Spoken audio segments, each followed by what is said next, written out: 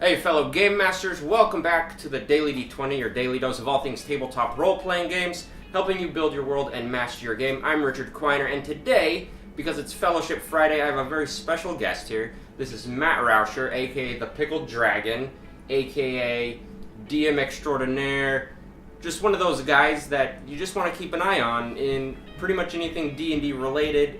He's got a lot of stuff. So, we're going to have a little conversation and find out more about what he's been doing. Matt, thank you for taking this time. We're here at GaryCon, by the way. Yeah.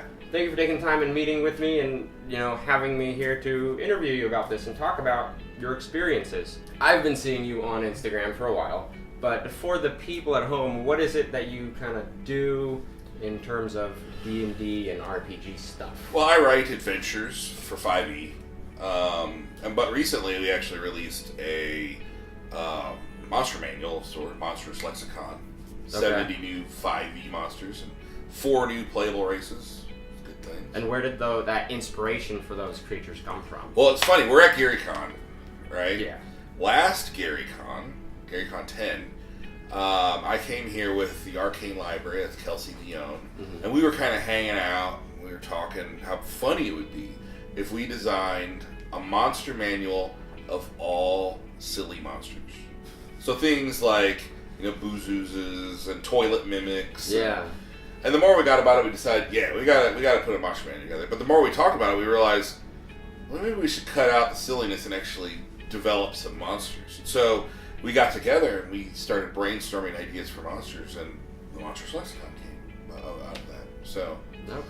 yeah. So it was a GaryCon inspired, turned into a book, and that was last year. You said That was so last less year. than a year from like the inception to having a published book. Yeah, we had it out in December, last December. Yeah, that's 3 months ago already. We're Yeah. in March. Wow, and that's on Amazon. The link will be in the description below because it's a really cool book. I just got a sight of it earlier today, and it's sitting here. Somewhere around here. Oh, there it That is. is the hardcover, which I don't know if it'll be on sale by the time this goes live, but check it out. It's on sale all the time on Amazon. They got some cool stuff in there. What are some of the adventures that you've come up with recently? I know Misfit Maggot 5. Yeah. And then what else have you done? We have Days of Blight 1 and Days of Blight 2. Which Which are horror adventures based on... The original Days of Blight 1 is based upon a D&D 5e take on the Salem witch trials. Okay. Only there really are witches. Right. And so it's up to the party to figure out who they are and stop them before the town implodes and tears itself apart. So definitely innocent lives at stakes. It's definitely an adventure meant for a heroic party. Your chaotic neutral 11 players may struggle a little bit in there. But you gotta be ready to go and be the hero. Yeah, it's designed for a heroic party. Mm-hmm. And then the second adventure picks up where the first one left off, because there are events in the first one that impact the players that force their hand into the second one. Okay. So I won't give too much away, but the second one, the party goes to seek out the Grey Coven, which is the headquarters, if you will, or the lair of the coven that inflicted all these horrible deeds on the town in the first one. And I'm in the process of writing the third one right now. Playtesting, actually. Oh, so it's already written, you're just playtesting it, which means more writing, depending on the playtest. Yes. And then do you have like a time frame when that's going to be published? I'm hoping to be done in a couple months. Okay. You actually playtested a chapter today. Oh, that was a chapter. Okay. It was readapted to be a one-shot, but that's the essential part of that chapter. Well, that's scary for anyone who plays that. We just played a game. It's called Thing in the Ice. Are you publishing that separately as well, or is It's that going to be part of Days of just Blight part 3. of Days of Blight 3? Okay. There's going to be some extra story hooks in there that tie it all together, but I rewrote it to be a one-shot for GaryCon, and you got to play it. Yeah, I got to play in it this morning. Original monsters. And it was awesome. I had only played with a few DMs in the past, so this GaryCon in general has just been eye-opening to be like, oh yeah, everyone does something a little bit differently. They have different methods of doing it.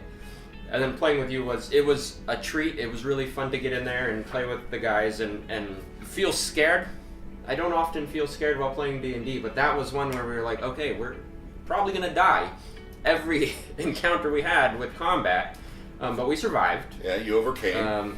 We did it, and it felt great. It was a good kind of heroic ending of being like, all right, we took down this great evil thing, so when Days of Blight 3 comes out, I'll have to do a video on that, which means I need to do 1 and 2 and 3. That's an early chapter in Days of Blight 3. That's an early. It'll get better because the party's going to have to travel to Hades in Days of Blight 3 to put a final stake in the heart of the Grey Coven. You know the night hags that dwell on Hades. So. Oh wow. That goes far off from where I've read in Days of Blight 1. Yeah, it starts very humbly, and it scales up. All right. So Days of Blight 1 is what, levels 1 through 5, I believe, right? Yeah, you can get to 5th. I've had feedback from a lot of people. A lot of players end up 4th, but it is, if you are able, there's quite a lot of role-playing experience in all of the Days of Blight modules. Mm-hmm. So if you successfully stop this person from being lynched, or convince the crowd without doing harm, or all these different role-playing goals, there are XP tags or awards associated with that. So if you are able to check off all of those boxes and defeat the evil at the end, you should end up at 5th in the first one. That should end up. Okay. That was something I found interesting about the book, was a lot of times players, especially new players and new GMs, you get into the mindset of combat is everything. Combat is how you advance the story. And Days of Blight took that, and it's like, yeah, you have combat, but here are all the quantifiable experiences for the different role-playing moments, which kind of changes the mindset about the game in terms of leveling up. I think honestly, most of the experience, probably 2/3 of the experience in Days of Blight 1 is all role-playing experience. Wow. So that's a good chunk for players who enjoy that. The second book is about twice as long, maybe even closer to 3 times as long. And there's role-playing experience in there, but it's a little bit more combat heavy. I think it's about 50-50 in that one. Oh, okay. So, and then the third one, of course, I've been working on some threshold experience, some role-playing experiences. It's a much deeper dive. It's a lot more difficult at the higher levels too. Yeah. Because to me, role-playing is an activity where it's an exchange between the DM and the players, and interaction.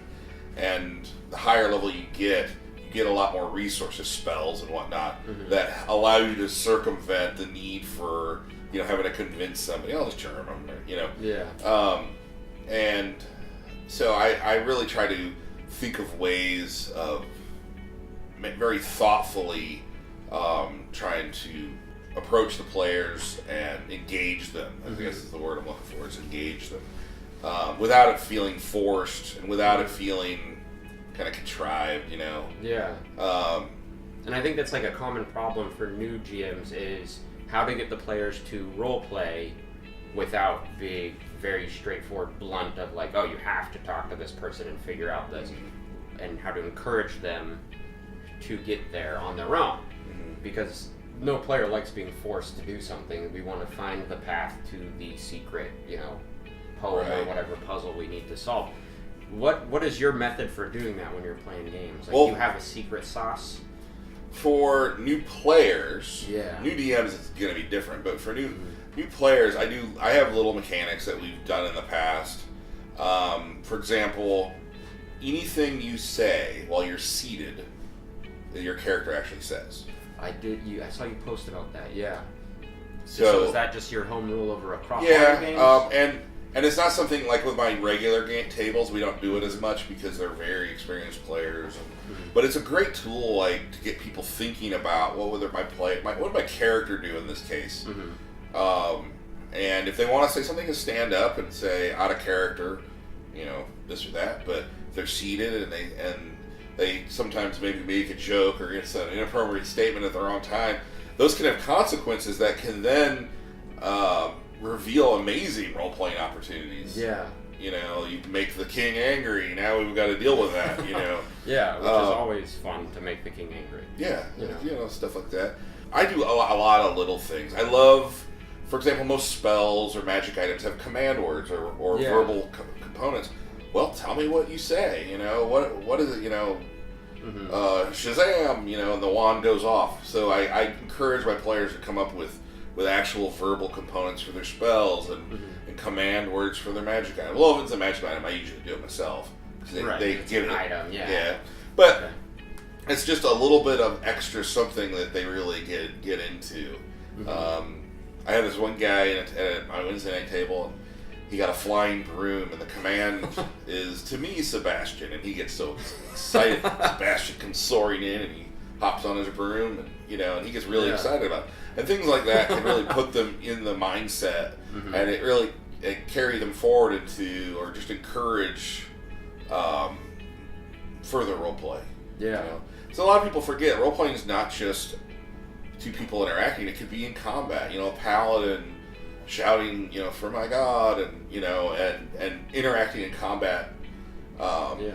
In that way as well. It can be in every form of part of the game, not just sitting in a tavern and having a brew. Yeah. So when you have new players and you've encouraged them to stand up when they have out of character questions or sit down, and you're giving them these words, how do you find that do they embrace that? Do you find people are more resistant? Oh, what does that usually look like? I've never had anyone be resistant. Really? Everyone just like...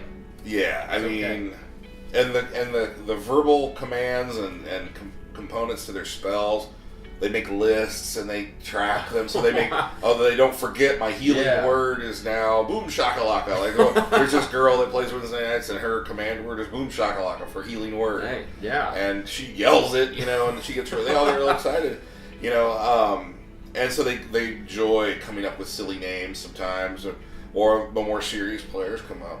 Like one guy had his scorching ray spell was blaze. Oh yeah, that's tough. Yeah, tough guy word. Serious guy. Yeah. But that's and that can kind of help them shape their characters too. They can be silly and fun loving and be adventurous. Or they can be the serious, brooding type. Exactly. Or anywhere along that spectrum. They can have that Richard Quiner's glare. Yeah, I got the glare. Talking about all these things, can you tell me a little about your history with the game? Like, how did you get started? How long were you playing before you jumped into the Dungeon Master seat? And how long have you been game mastering? So I started, I was very young. I was 5 or 6 years old. And my brother just got in the books. He was excited to play. And he was going to his friends all the time and coming back, we just defeated a genie and I got a magic sword. Telling me all these stories, and I was like, man, that is so awesome. So then my brother was always really good about taking me places with him and stuff. He still did normal brother things, give me noogies and stuff, but he let me go, and then he let me make a character. Oh, wow. My first character ever, human assassin. Okay. His name was Zorod. I still have the character sheet. And Zorod, is that... It sounds like Zardoz, which they showed the other day, because that's one of Gary Gygax's favorite movies. Yes. Right? I was the one that brought the movie. You were the... Okay.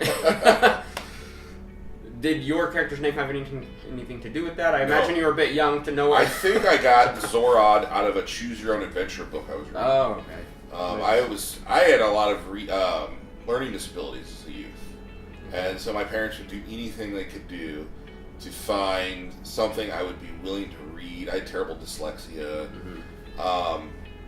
and that kind of led into gaming. Once they realized I was hooked on gaming, I'd have the books, and I spent so much time looking at the art, the Paladin in Hell, and all those famous black and white illustrations, but I struggled reading it because Gary's writing was not very friendly to a new reader. As Tim Kask always likes to say, that if he couldn't find the word in his dictionary, it wasn't allowed to go in the book, because Gary, I guess, had this old English dictionary, and there were some really obscure words he tried to put in. Wow. But in any case, my parents realized, he's into this, and so they said to me, if you read the books, we'll buy you every D&D book you want, but you got to learn to play. We're not going to read them to you. You got to learn to play yourself. And I really wanted it. And at the time, there really weren't that many educational programs for people with learning disabilities. Yeah. It was late 70s, early 80s, and I went to like some summer programs and stuff, but you know, it wasn't a very strong way. But a lot of what I am today, I think, is in large part due to gaming, because I wanted it so bad, and I forced myself to sit. To this day, I'm a slow writer, but if it weren't for gaming, I have no idea where I would be today. I mean, because it was really the desire to want to be able to learn how to play these games and have these adventures, do all these imaginative things that really broke that mold for me and got me out of that dyslexic fit, you know. Yeah. And now you're publishing books. Yeah. Multiple books and I feel like I owe, and you know, I've told other people this before. I said I feel like I owe a debt, you know, to like Gary Gygax and all those early guys that came around, because if it weren't for them, I don't know, you know. Yeah. Who knows what could have happened? Yeah. Yeah. If you hadn't found that interest that drove you to work on things and become. Because that's what it comes down to. I mean, you know, it's very difficult to overcome dyslexia. I mean, or any learning disability for that matter. And you've got to want it. Yeah. You know. And I really wanted to play these games badly. Yeah. And you said your parents were supportive. They bought you the books, whatever you wanted, which at that time, if I remember correctly, was kind of not so keen on Dungeons and Dragons. Like, everyone knows or hears about the time when it was like, oh, Dungeons and Dragons was the devil's game. Religious people were like, no, you're doing something satanic all the time. So that's kind of interesting that your parents were so supportive of that. Was that in the news at the time? Was that like a big thing? So your parents even went against the grain of... Yeah, I told you before, my wife's boss, he saw those books in the backseat of her car. He was a very religious guy. This is the early 80s. And he was upset. You know, he had a lecture for her. Oh, you know? really? Yeah. So he set her down and... Yeah, and she said, that's none of your business. Wow. Yeah. That's really cool. That's like a great way for parents to approach things in general, like not just because it's Dungeons and Dragons and at the time, but just in general for like, if your child has an interest, you can support the kids, and you never know what might come from supporting a child's, you know, habit or interest at a young age. Right. And I can remember to this day, my dad, you know, he has a very strong entrepreneurial spirit, you know, and he was always encouraging me and my brother, you guys need to write your own games. And it's funny that today now we're writing games and stories and adventures and stuff, but they're all those people that, like, if you're going in, you're going all in, you know? Yeah. And it was really great growing up like that. My mom even played a few times, so... Oh, wow. Yeah, because early on, I didn't have as many players. And that's when I started learning DMs. I was DMing for mom. Yeah. Hey, and, that's awesome. And by that point, my brother had started getting out of the game. He was getting into more sports and stuff. And he just gave me his books and said, you know, here you go, have fun. Took over. Yeah. And then I think around, I want to say like 3rd or 4th grade, I met some people who were interested in it, and I started teaching other people to play. Okay. I probably started DMing very young, but only because there were not so many people around that knew the game or knew how to play. They were interested in it, and so I was the one that was teaching them. Yeah. And then eventually, for a short while, I had a friend that lived nearby that he eventually moved, but he DM'd a little bit. But I mean, from really junior high on, I was the one doing most of the DMing. Okay. So, people at home, even if you're in junior high and just getting started, well, you hadn't just been getting started, but there's no real age limit. You don't have to say like, oh, I'm an adult now, I can be a GM. It's like, no, you can come up with the stories, you can make things up, and that's like the spirit of it. And so now here you are, years later, publishing books, running games at conventions, which GaryCon has been fantastic. This is my first time at GaryCon. I've loved every minute of it, except for the cold. It is cold. But that's just because I live in LA and we don't get cold. But it's been a really enjoyable experience, ton of fun, neat people to meet, and learning a lot of stuff. Yeah. About running games and stuff. And then I mentioned next year I plan on coming back and running my own games. We'll see how that goes, depending on the budget, of course. But wrapping things up a little bit, because we're getting a little long, what is some advice that you can give to new GMs? Granted, it's been a while for you since you started, so things may have changed, but what is something that hasn't changed that you think is like, this is a good piece of advice for people who are just getting into it? One of the things I did early on is I always kept a card next to my my books or my screen, like right next to my dice, and it just wrote down the 5 senses. Mm-hmm. And every interaction, every room, every piece of terrain or whatever, I always made sure I hit 3 of them. Whether it's smell or sense of touch mm-hmm. or something audible or whatever. I always try to hit 3 of your senses. And I try to juggle it as best as I can, but it just adds a little bit more immersion.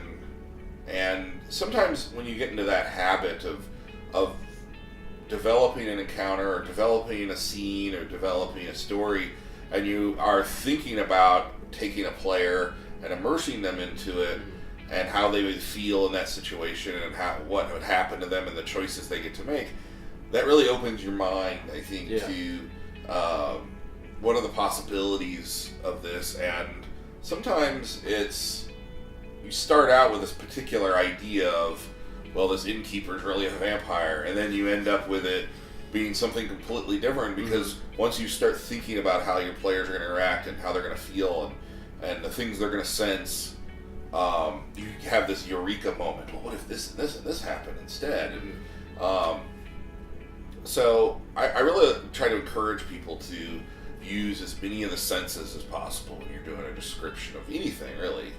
If you're in a room and it stinks so bad, there's like a horrible taste in your mouth. I think we've all been there.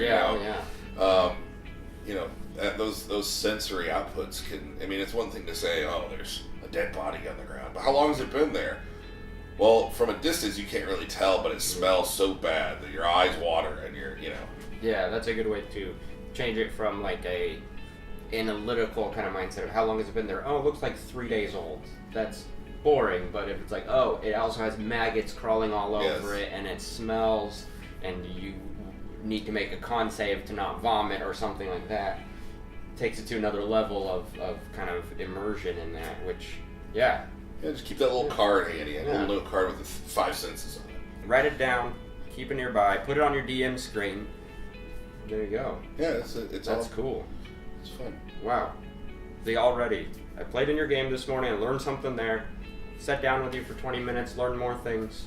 It's good times. Gary Con is awesome. Gary Con, it's great. So I guess that's basically it. Again, guys, this is Matt Rauscher, aka the Pickled Dragon. His social media links will be in the description below. Any final words you want to say to the people? I think if you've never been to Gary Con, it's like the gaming mecca. Every gamer should come once at least to pay homage. Yeah. Celebrate Gary's life. Watch an episode. Watch Ezardaz at least once in your life. Yeah. And if you don't know about Gary Gygax, I'm planning another longer video about his life and what that means to the hobby, because he created. He was the champion. He was the guy. So he's the one that came up with the ideas and championed it forward. Yeah. Despite everything around him. Yeah.